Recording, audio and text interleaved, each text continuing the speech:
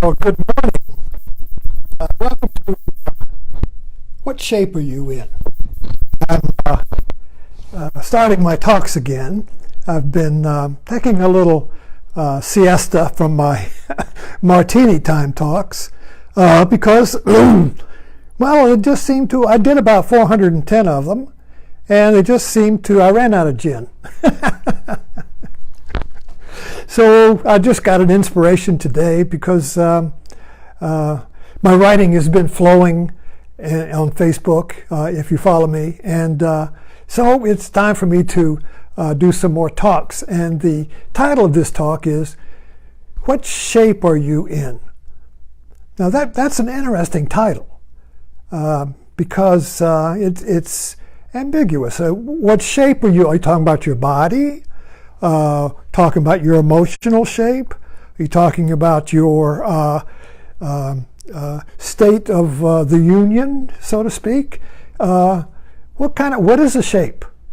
And then, what shape are you in? Or what shape are you in? Or what shape are you in? Or what shape are you in? The inflection makes a meaning. So what shape are you in? Well, I've been writing about, particularly since this blackface situation in Virginia, and of course I'm in Virginia, Blackstone, Virginia, the center of the world, but then you too are at the center of your world. But we'll talk about that later. So I've been talking about the discovery of blackface in Virginia. Now, and I wanted to talk about culture and a fishbowl.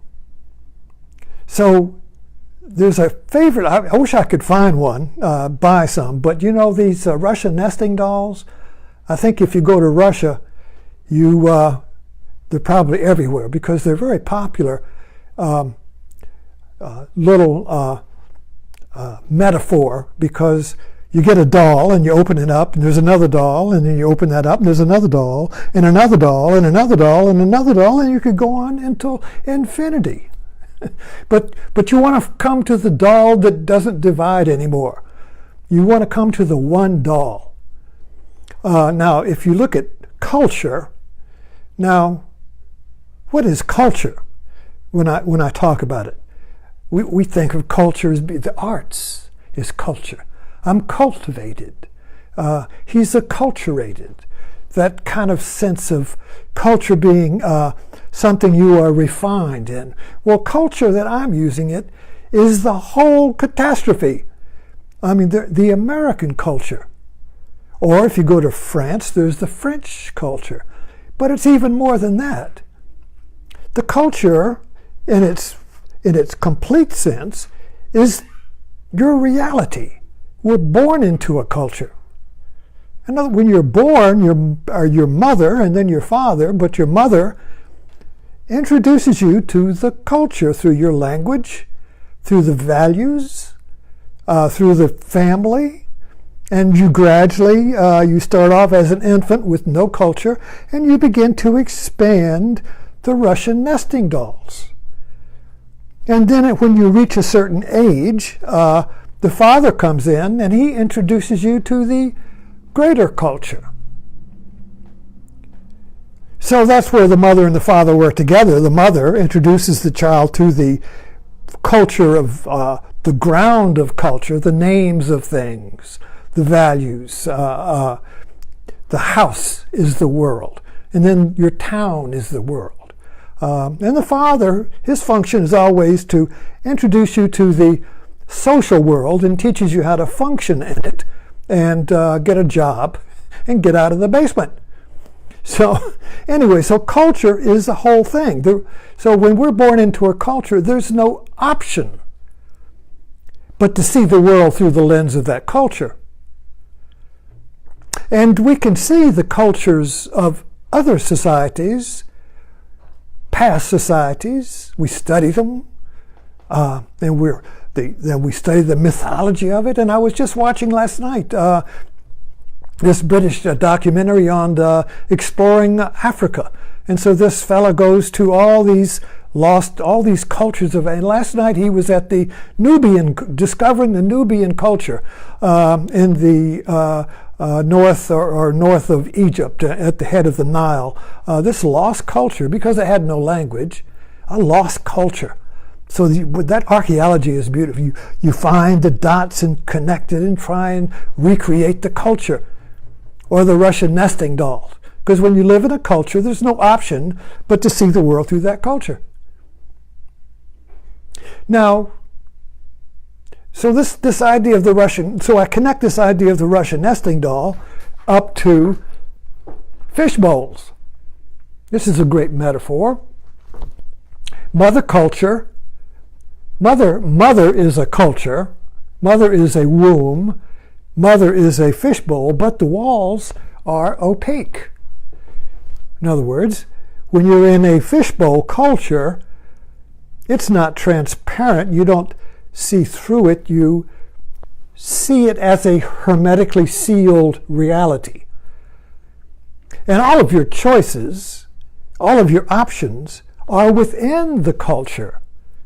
You never get to choose this culture against another culture unless you go live in England or France or Thailand and say, I really like the Thailand culture better, so I'm going to live here. And but you never really escape your embedded culture. So these cultures, what I'm looking at here, in what shape are you in? I'm trying to get us an idea, a beginning idea, something to sink our teeth in, is the idea of culture as a fishbowl that is hermetically sealed and opaque, so that all you see is your culture. You don't see all the cultures as if the walls were transparent. We see it from within our culture. That's why going abroad, has always been a great educational part of one's culturalization. And you go abroad, you get to see your own culture from another viewpoint. You get to see your limitations of your culture by seeing the possibilities of other cultures. But the idea I want to get in here today, because it's really a broad idea, so I try to narrow it down, is that in the mother cultures of the Russian nesting dolls, which are all opaque, you have subcultures. So let's just start with the American culture and not get into, because the American culture is part of the Occidental culture, which is European, and our language system. That's kind of like the Occidental culture versus the culture of the Middle East or the Asian culture or whatever, or Aboriginal cultures, you see. So we'll just kind of like work with the American culture because that's the one we live in. So there are subcultures. So you got science even is a subculture because it's part of our culture. We live in a scientific culture, which began with the Middle Ages, with the Enlightenment, and the end of the culture of the Middle Ages. But anyway, so then you have religion. Religion is a subculture. And then you have your regional cultures, like here in the South. You live in the South, the Southern culture, regional culture. Then you have regions within that, like Virginia culture. And then you have South Side. I live in Southside, Virginia, so there's a South Side culture within the Virginia culture, which is within the Southern region culture, which is in the American culture. You see how these go, you see. So then you have your regional cultures, South Side, and then you have I live in Blackstone. Now Blackstone has a culture. Blackstone's a fishbowl. An opaque fishbowl, you see. But we realize that Blackstone's a part of South Side, but we can draw boundaries. I remember, I look at my clock here to make sure that I'm going to keep this under 15 minutes, which is my discipline, so to speak. So these fish bowls are like the Russian resting. So you got your I remember Blackstone used to be, when I was writing for the Courier Record, and I would go into the archives of the Courier Record and see from the Record, which was looking at old newspapers, And Blackstone cultures, these small town cultures, were like little worlds. You lived in a little world of Blackstone, and it was a self-contained culture. And then you had Crewe, which was the neighboring town, and we were at war with. It was like another tribe. Football games were always against Crewe against Blackstone, you see. So there was like little tribal wars, but not bloodily, not ones where you kill people, but you kept your boundaries, you see. It was even something of noteworthy in the personals when such and such family motored to Crewe this weekend. Now, Crewe was 10 miles away, but that was an event. So-and-so motored to Crewe this weekend, you see. Like little English towns. But anyway, so you get these, and then you got your family. So you have a family culture, and then you kind of like break that up into subcultures where maybe you and your sister are against your brother and the father or whatever. So these kind of like break into subcultures. And then finally you get down to you. But is that the final nesting? Is that the final Russian doll, you see? Is that the one that has no second? You see, when you go up from you as being subcultures of all these greater bowls, you see, when you get down to you, we think, well, that's it. I'm the one. Well, that's me. You know, we're all the one. We're all the one without a second. If you had a second, there would be a twin exactly like you. Tom Cruise made a movie about this, Oblivion, in which he had a clone that was exactly like him. And who am I then? Who would you be if you had an exact opposite of you with all the same history, with all the same cultures, you see? So this is the way, this cultural chain here, Russian nesting dolls, is the way we see ourselves in history, you see. But when we get down to here, oh, by the way, all these little things here, these are fish. These are fish. So in every culture, you have the ideas of that culture. So if you go to the American culture, then everything in it is a fish. But then you go to the science culture, and then the science would be like a thinking culture, and it thinks science, and you would have you could study, become a scientist, but you would be thinking the thoughts of science, you see, thinking the ideas of science, discovering new ideas. You see. Then if you become then you would invest in the religious fishbowl, and all your thoughts would be on the Bible, and you would become an expert in the thoughts of the Bible and the religion and the conflicts and all of that. And then you might say, well, I'm done with that. I'm just going to study my region, and you become an expert in the Civil War maybe, and you become a reenactor, and all you do is think about the Civil War. And maybe when I go on 153 or 460 going to Petersburg, I pass a house. It's a little bungalow, and it has a huge flag with a giant Confederate flag on it, and in the front yard he's got a cannon, and he's got a barricade, and he's got a Confederate soldier standing there. He's still waiting for the Yankees to come. He's invested in that culture. And so then you got your family, and some people become family archivists, and all they do is think about the family and connect the dots and archive the ancestors and go to DNA, and they obsess and they become experts in the family fishbowl. And then you come down to your fishbowl, and now you're interested in your history. Who am I, you see, and you become that. And so, but all of this is thinking, you see, all these little fish, they're all the thoughts of the particular fishbowl. So coming down to you and me, you think your thoughts are your own. No, your thoughts are part of the thoughts of all the fishbowls. So if you're thinking about religion, that's the thoughts of your religion. If you're thinking about science, that's the thoughts of your science. If you're thinking about racism, that's your religion, perhaps. So you're thinking about blackface and who's oh my God, they found somebody with. I made a joke this morning. I don't know if people appreciate it, but I say if you rub the face of a Virginian, you're going to find the print of shoe polish. Now, what does that mean? It means if you rub your face, you're going to find the prints of your cultures there. And if you come out of a racial culture like the South, but then America is racial, so I'm not just saying we're all interconnected here. No fishbowl stands alone, let's put it that way. You're going to find the print of the past. We can't escape it. So we're down to this idea of another metaphor for culture would be an egg. And so I love this. This is an ostrich egg, and this is a metaphor for being born out of a cult, breaking through, you see. Breaking through the opaque. When you live in an egg, it's opaque. It's not a transfer. You don't see the world out there.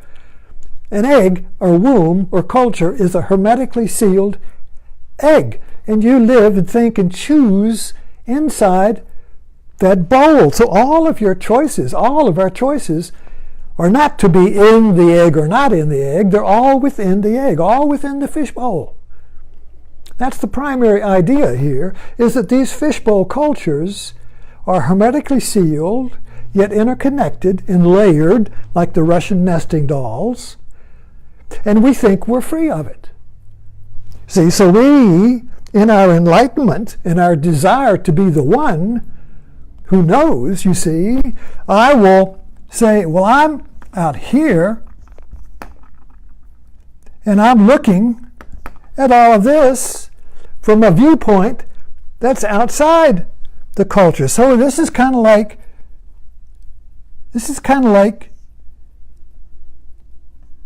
a fish who has jumped out of the culture, but no fish can live outside the bowl. If you ever had a betta, I have these. I've always had little Siamese fighting fish, and if the bowl is polluted or contaminated or too small, or if the fish is not happy in it, he'll jump out. But he doesn't land in another bowl. I find him on the floor, all shriveled up. So we can't live outside of our fish bowl. We can't jump out of it and say, I'm enlightened. We can't jump out of it and say, well, I'm outside. I see everything. I know everything. I know everything about you because I'm outside of it, you see. No, that's the illusion. We have to be in some kind of bowl. However, the goal of my talks here is to make the opaque fishbowl transparent. Transparent.